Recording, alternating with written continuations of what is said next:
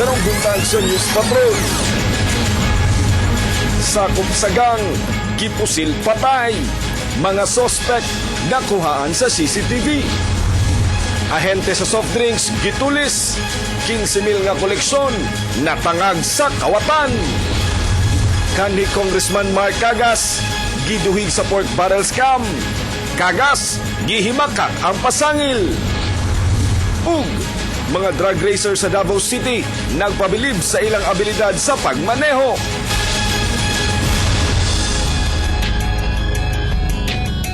Maayong buntag kapamilya, niyan ang mga detalye sa News Patrol. Patay ang gitudlong sakop sa gang human gipusil sa wala mailing mga armado, si Roderick Sala sa report.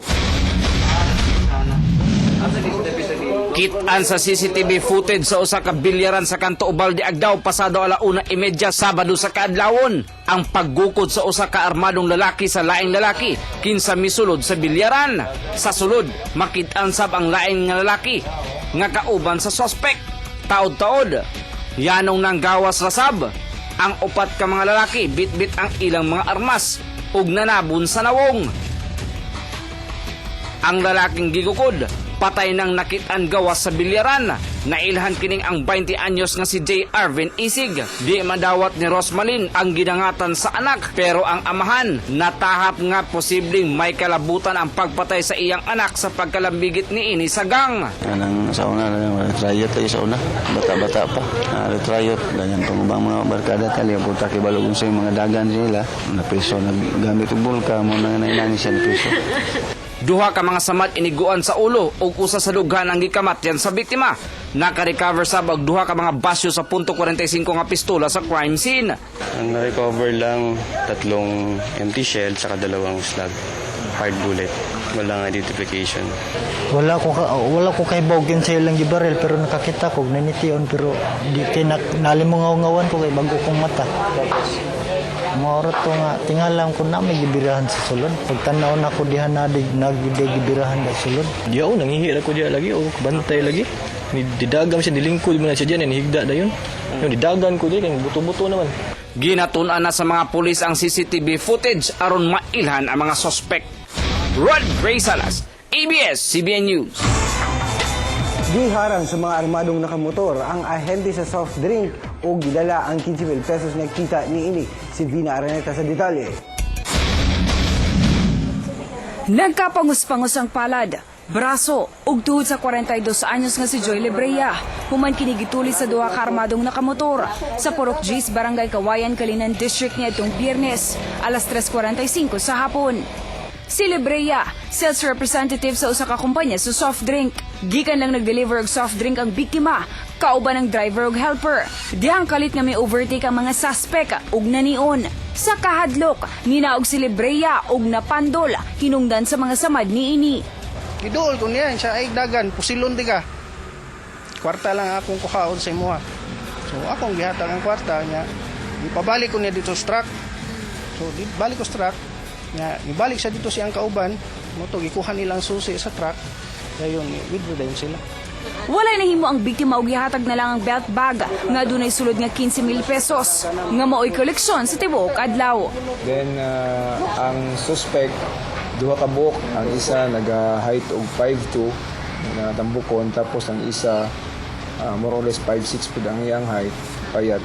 Then may pagkaitom. So with regards immediately upon informing us, we immediately conducted a follow-up investigation upon instruction of our Chief of Police. Kini ang ikaduhang kaso sa pagpanuli sa Kalinan District, human giulipan ang kaning hepe sa Kalinan Police Station. Vina Araneta, ABS-CBN News. Sa laing balita, gipriso ang truck driver nga gireklamo mismo sa iyang amo human kinansakpang nangawat og krudo sa iyang gimayhong truck. Si Roderick Sala sa report. Gipapriso sa iya mismong amo ang 22 anyos nga trailer truck driver nga si John Lloyd Manggilimutan. Human nasakpan Sabado sa gabi. Dihang giguba niini ang lock sa duha ka mga tangke sa krudo sa truck nga gidrivean niini. Dihang gisukod ang krudo sa tangke, halos hurot na kini. Nagduda ang amo niini. Gipasuyupan ang krudo sa truck. ang truck sa Sigert Ventures Incorporated. Mubiyahe unta paingon sa Jensen gikan Cagayan aron i-deliver ang container van gagiguyod dinhi apan dinhi na sa bakanting luna sa Barangay Langob giabandona ang truck.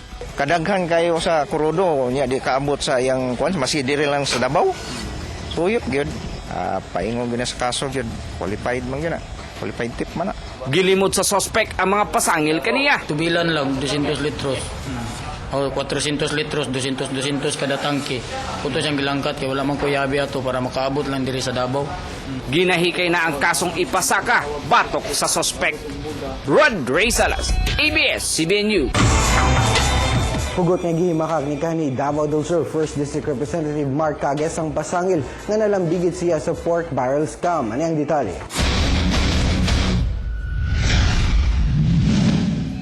Bulan sa Hulyo, dihang mibuto ang pork barrel scam. Human gitudlo si Janet Napoles nga utok sa mga peke nga foundation. Asa ginabubo sa mga senador ug representative ang ilang PDAF. Sa gihimong investigasyon sa NBI, 3 ka senador ug 23 ka kongresista ang nahimong kakonsyabo ni Napoles. Naapil sa listahan ang pangalan ni kanhi Representative Mark Cagues sa 1st District sa Davao del Sur. Pero hugot nga gilimod ni Cagues ang aligasyon. Sumala ni Mark Cagues, usa lang kini ka black propaganda bato kaniya. Humay nga iyang gipagawas ang expose kalabot sa ghost project sa 2nd District sa Davao del Sur. I don't really know. Maybe it's like the election, it's like magic. No? I don't really know. Maybe they copied my signature. I don't know. It's up to them. Sila naman ang mga krimen sa libutan na ipaangkol sa mga which exposes a collusion between Malacanang, DPWH, and the Bautistas. That is more than almost 4 billion pesos in one highway only. And that is the truth. Sa sulat nga gipadala sa ABS-CBN nga pinirmahan ni DPWH Regional Director Mariano Alquiza, padayon pa ang investigasyon sa DPWH sa expose ni Cagues. Sa interview sa news team ni Davao del Sur Governor Claudio Bautista nitong Hulyo 17, imbis manghilabota ang ngayang manumag kini sa kalambigitan sa pork barrel scam. Klaro kayo na, di ba? So, kana mo yan dapat atimanon.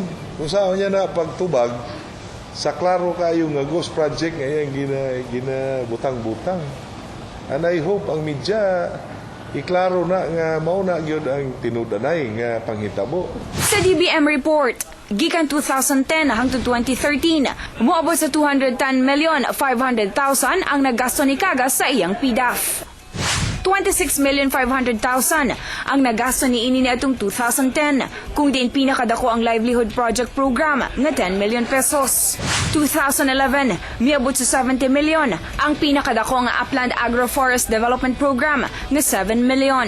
2012, miabot sa 70 million, din 20 million pesos ni ini ang budget sa DSWD sa Comprehensive Integrated Delivery Social Service, CONSEEDS projects. Karong tuiga, migasto si Cagues og 35 million pesos, din 6.5 million ni ini na padulong sa peace and order. Vina Aranata, ABS-CBN News. Giagi sa malinawong rally sa mga sakop sa MNLF ug Bangsang Moro ang ilang panawagan sa pagbulag sa Mindanao sa Pilipinas aron makabot ang hingpit nga kalinaw sa Mindanao. Si Danjo Revilla sa report. Nagtigom sa Rizal Park sa Davao City ang kapin 2,000 ka mga miyembro sa Moro National Liberation Front ug mga Bangsamoro gikan sa lain-laing lugar sa Mindanao para sa halapad nga peace rally. Isip tubag sa suportang gipangayo ni MNLF Chairman Nur Miswari sa pagduso sa kagawasan no independence sa tanang mga miyembro ug MNLF. Matud ni MNLF Vice Chairman Jerry Labawan, gikadismayan nila ang wala pagtagad sa gobyerno sa 1996 Final Peace Agreement tali sa gobyerno ug MNLF.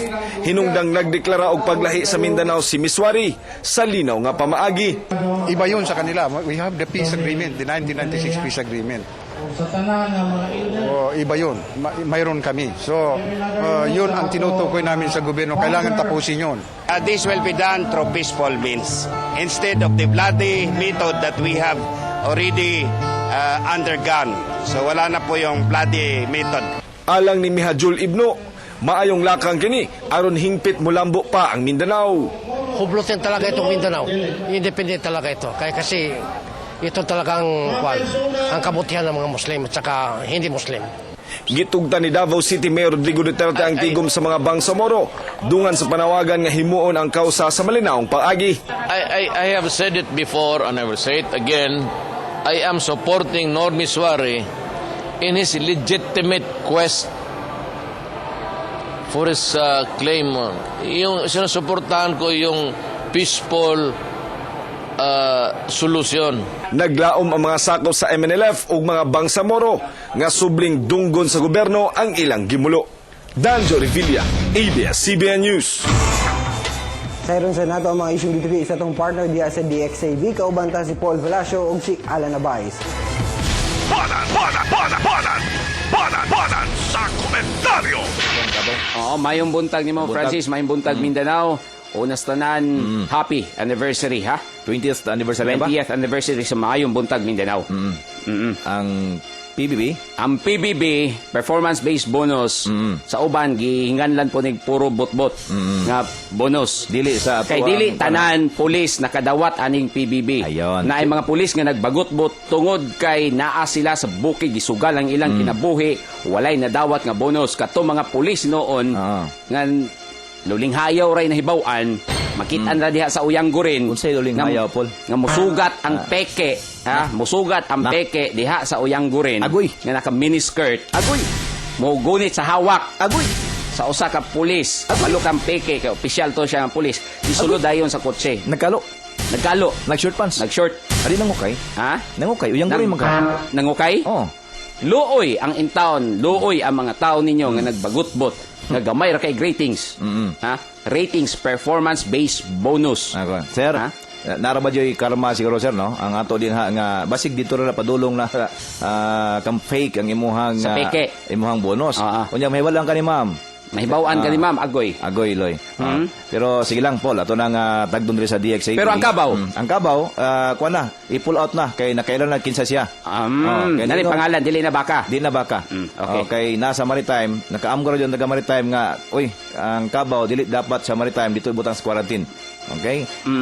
Kanay kuan ja Paul? Oo, naay pahibalo din si Kuan, ang ato ang spokesperson sa DepEd, no? Gipahibalo ang higala og paryente ni Benjamin Cabunilas Sr. taga Tambo, Babak, Davao del Norte nga siya namatay na nitong Agosto 26 ang haya sa ilang balay diha sa may Tambo sa Babak, Ilubong kini karong September 4 alas 2 sa hapon diha sa Samal Memorial Park. And Yun. happy 50th birthday kang Miss Lela Oliver karong adlaw. Happy birthday nimo. Si Darling Malim, happy birthday po daw og sa akong mama 83 years old na. Happy birthday mother.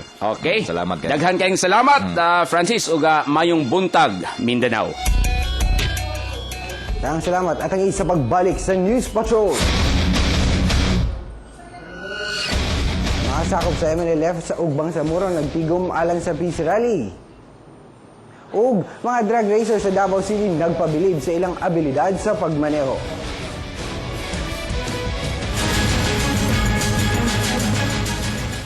Since Monday karon mga kapamilya unya nal atangan nila kung unsang exercise tip nato nga ihatag sa syempre kauban ang mga residente dinha sa Barangay Matina Crossing. O syempre gawa sa exercise ato sa Maybalan kung tagpila na ba ang presyo sa mga nag-unang palaliton diha sa palengke sa Matina.